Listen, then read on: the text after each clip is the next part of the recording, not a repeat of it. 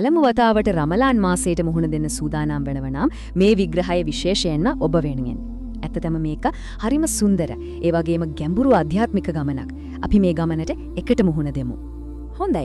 අපේ පළමු සහ වැදගත්ම උපදේශය තමයි උපවාසය පිළිපැදීමට පෙර එහි අරුත වටහා ගන්න. මොකද බලන්න රමලාන් කියන්නේ නිකම්ම බඩගින්න ඉන්න එකක් විතරක් නෙවෙයි. නෑ. ඒක ඊට වඩා ගොඩක් ගැඹුරු දෙයක්. ඒක තමයි අල්ලාහට සමීප වෙන්න හදවතින්ම කරන උතුම් නමස්කාරයක්. ඉතින් මේ ගමන තවත් පහසු කරගන්න අපි මේ විග්‍රහය ප්‍රධාන කොටස් 4කට බෙදලා තියෙනවා. අපි මුලින්ම කතා කරනවා උපවාසයේ පදනම. ඒ කියන්නේ අරමුණ ගැන. ඊට පස්සේ අපි බලමු දෛනික පිළිවෙත් සහ නමස්කාරය ගැන.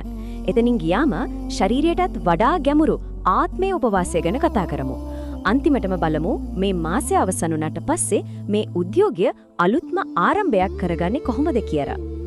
හරි, අපි එහෙනම් පටන් ගමු අපේ ගමනේ පළමු පියවරෙන් උපවාසයේ පදනම. ඒ කියන්නේ අභිප්‍රාය සහ අරමුණ. මෙතනදී අපි හොයන්නේ උපවාසයේ පිටුපස තියෙන ඇයි කියන ප්‍රශ්නෙට උත්තරයක්. මොකද හැම ක්‍රියාවකටම කලින් රමලාන් මාසය පටන් ගන්නෙ හදවතින්. මෙතනදී හරිම වැදගත් සංකල්පයක් තමයි නියව්. එරමත් නැත්නම් අභිප්‍රාය. නියව් කියන්නේ අල්ලාහගේ තෘප්තිය බලාපොරොත්තුෙන් උපවාසයේ යෙදෙන්න හිත ඇතුලෙන් නැති කරගන්න නිහඬ චේතනාවට. ඒක කටින් කියන්න ඕන දෙයක් නෙවෙයි. ඒක තමයි තමන් සහ අල්ලාහ අතර තියෙන ඊටාම පෞද්ගලික අභ්‍යන්තර බැඳීම. බලන්න උපවාසයේ දේශ අපිට ක්‍රම දෙකකට බලන්න පුළුවන්. එකක් නිකම්ම වැළකී සිටීමක් විදියට, අනික නමස්කාරයක් විදියට. එකක් නිකම්ම ශාරීරික අභියෝගයක්, අනික ගැඹුරු ආධ්‍යාත්මික සම්බන්ධතාවයක්. හිස් බඩක් වෙනුවට පිරුණු හදවතක්, తాවකාලික ඩයට් එකක් වෙනුවට දෙවියන්ට ලං වෙන මාවතක්. ඔන්න ඕක තමයි අපේ පළවෙනි උපදේශයේ ඇත්තම හරිය.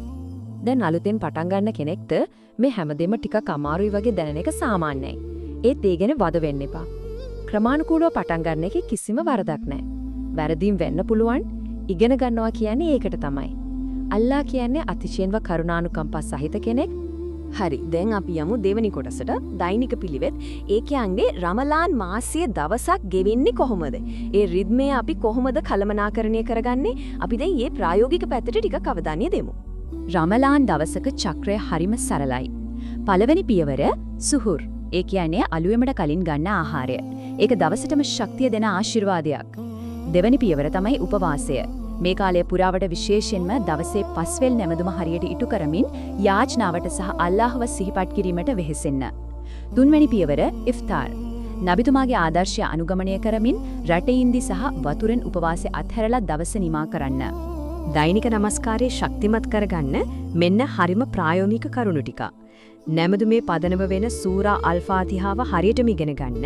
පුළුවන් නම් දවස ගානේ අල් කුරානෙන් පොඩි කොටසක් හරි කියවන්න උත්සාහ කරන්න. උපවාසයේ බිඳන දේවල් මොනවද කියලා මූලික නීති ටික තේරුම් ගන්න. නොදන්න දෙයක් තියෙනවා නම් දැනුමෙට කෙනෙක්ගෙන් අහන්න. කවදාවත් බය වෙන්න එපා. වැදගත්ම දේ ඉෆ්තාර් වලදී ඕනෑවට වඩා කාලා බඩ පුරවා ගන්න එපා. මතක තියාගන්න ඕන මේක නමස්කාරය මාසයක් මිසක් කැම බීම වල අතිරික්තේ මාසයක් නෙවෙයි. හොඳයි, අපි දැන් යන්නේ තවත් ගැඹුරු මට්ටමකට. ආත්මයේ උපවාසය. ඒ කියන්නේ තමන්ගේ වචන, සිතුවිලි සහ ක්‍රියාවන් එක්ක උපවාසයේ යෙදෙන විදිය ගැනයි අපි බලන්නේ. මොකද ශරීරය විතරක් නෙවෙයි, මුළු ආත්මයම මේකද සහභාගී වෙන්න ඕන. අපි තේරුම් ගන්න ඕන ඇත්තටම උපවාස වර්ග ටිකක් තියෙනවා. එකක් තමයි ආහාර වලින් වැළකීම, අනික තහනම් ක්‍රියාවලින් වැළකීම. කැම බීම වලින් වැළකීම කියන්නේ ශාරීරික විනයක්. ඒත් කේන්තිය, තර්ක වගේ දේවලින් වැළකීම කියන්නේ ආධ්‍යාත්මික විනයක්. එකක් දවසින් ඉවරයි. ඒත් අනික අපේ ආත්මය දිගටම පවිත්‍ර කරන ක්‍රියාවලියක්. රමලාන් මාසයේ සම්පූර්ණ උපවාසය කියන්නේ ඔන්න ඔය දෙකටමයි. ඉතින් මේ මාසෙදි හොඳ චරිතයක් ගොඩනගාගන්නේ කොහමද? අපි වළකින්න ඕන දේවල් තියෙනවා. කේන්තිය, අනවශ්‍ය තර්ක, ඕපාදූප, බොරු කියන එක වගේ දේවල්. ඒ දෙනෝට අපි වර්ධනය කරගන්න ඕන දේවල් තියෙනවා. ඉවසීම, කරුණාව, අනිත් අයට උදව් කරන එක වගේ ගුණාංග. ඒ වගේම මතක තබා ගන්න ඕන වැදගත්ම දෙයක් තමයි මේ ගමන හරිම පෞද්ගලික එකක්. තමන්ගේ ප්‍රගතිය අනිත් අයත් එක්ක සසදන්න යන්න එපා.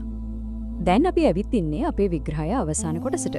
රමලානෙන් ඔබට නව ආරම්භයක්.